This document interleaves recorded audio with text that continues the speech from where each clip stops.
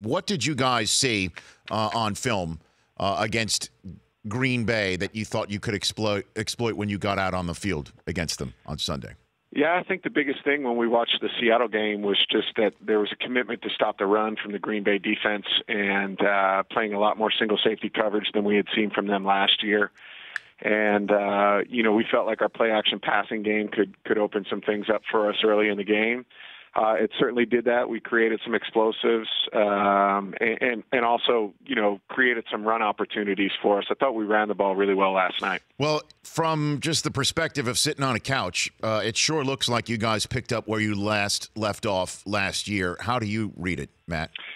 Well, I think we're doing some good things for sure. The first drive last night for us felt like we got into a really good rhythm, which kind of got the ball rolling for us in that game, specifically in the first half. I do think there's a lot of things we can clean up. We're not where we need to be yet, but it's good to be 2 games into it with 2 wins and still a lot of room for improvement. So then I'd like to run through some narratives that have been placed upon the Falcons going into the season by the national media, and certainly I'm sure you've heard it locally, Matt, and I'd like you to go one by one here, if you don't mind.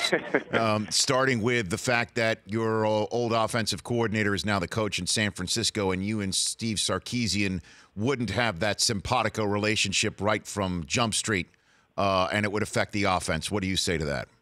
Well, I think we're getting more comfortable together for sure. But we've done a good job the first 2 weeks, and I think we'll continue to improve on that front.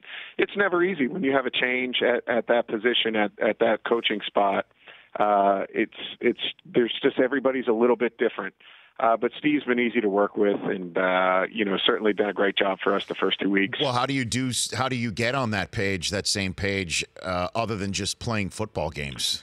Well, that's the most important thing. I think as we continue to play games and we're in the fire together, I think that's how you really connect.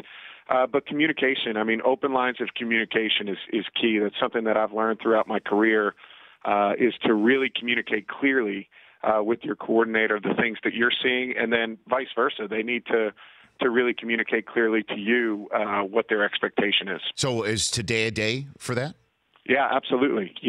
I think Monday and Tuesday following a game is critical for a quarterback and a coordinator, specifically, early on working together. I think as you get further into the relationship, there's a better understanding of each other. But early on, that communication is key, post-game. The Rich Eisen Show, weekdays at noon Eastern on radio stations across the country and audience.